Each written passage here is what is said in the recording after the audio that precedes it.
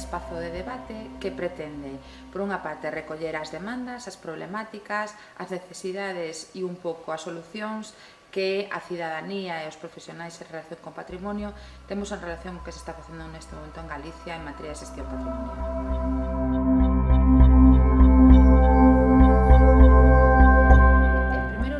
Conseguimos xuntar a persoas de moi diferente ámbito, tanto na temática patrimonial como no sector do que proveñen, é dicir, nas mesas hai xente que pertence á administración pública, que pertence ás institucións, á sociedade civil a través de asociacións veciñais ou asociacións culturais, as universidades, etc., que estamos todos intentando bogar xuntos para chegar a mellor maneira de traballar en Galicia en materia de patrimonio. Iso supón entender o patrimonio que temos aquí e supón entender a xestión e tamén as demandas da cidadanía.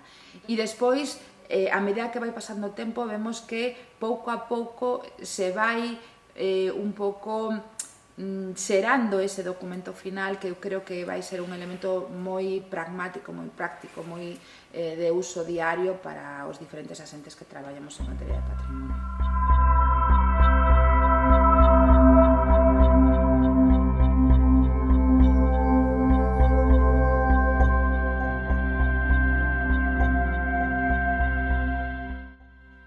A verdade é que nos propoñemos un obxectivo bastante ambicioso.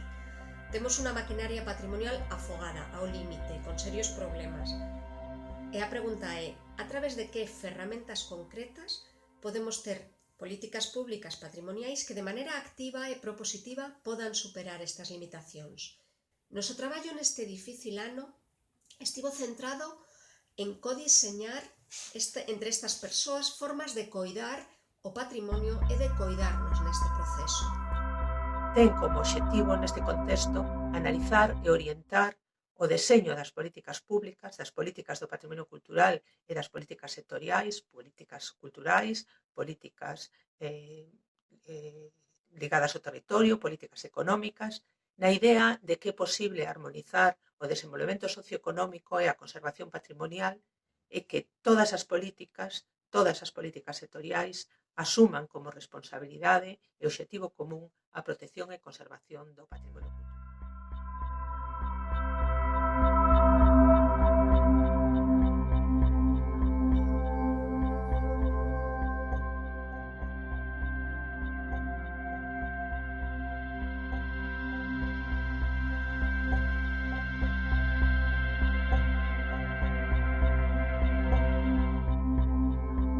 La mesa 2 que coordino con Diego Seara se relaciona con la protección, con la conservación y con la difusión del patrimonio cultural en Galicia, ¿no?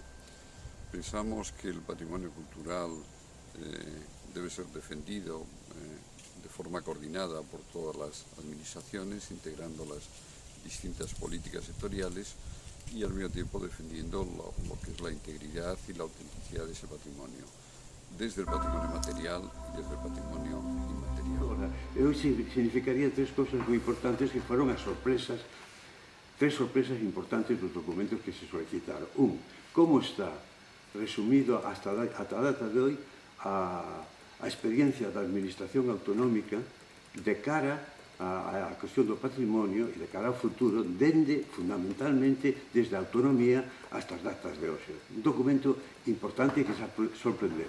Pero tamén foi moi importante outro documento que cabe aquí destacar, que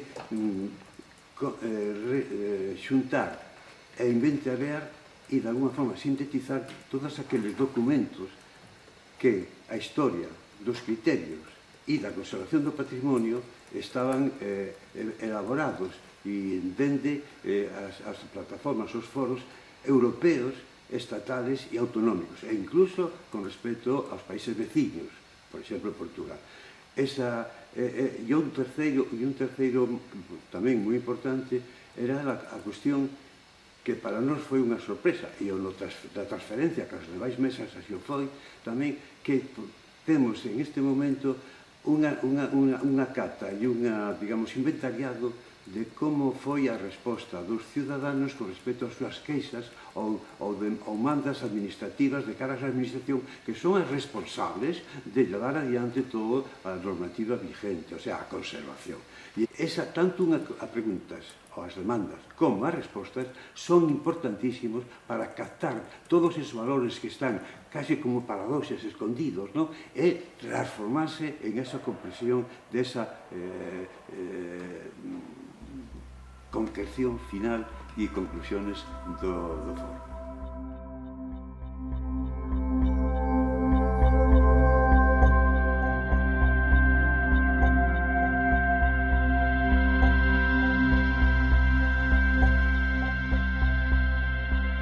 Que quere esta mesa? Integrar a ciudadanía, básicamente. Entre as medidas que creemos importantes nesta mesa, parecenos fundamental ter unha educación patrimonial axeitada os diferentes anos da vida dunha persoa, que comenzan na infancia e rematan na vellez, o sea, non son momentos específicos.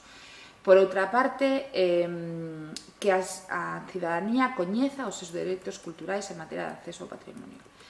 E, finalmente, que teña un acceso directo á información, á comunicación e a través de, normalmente, ferramentas digitais que o que hoxe en día, e sobre todo nunha situación como a da ahora, será o máis, probablemente o máis acaído.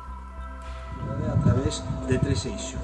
Por un lado, a xestión e os axentes que interveñen na xestión patrimonial, por outro lado, a definición dos criterios de formación e ensino e, sobre todo, concretar o papel da ciudadanía como axente activo fundamental no patrimonio cultural de Galicia e no seu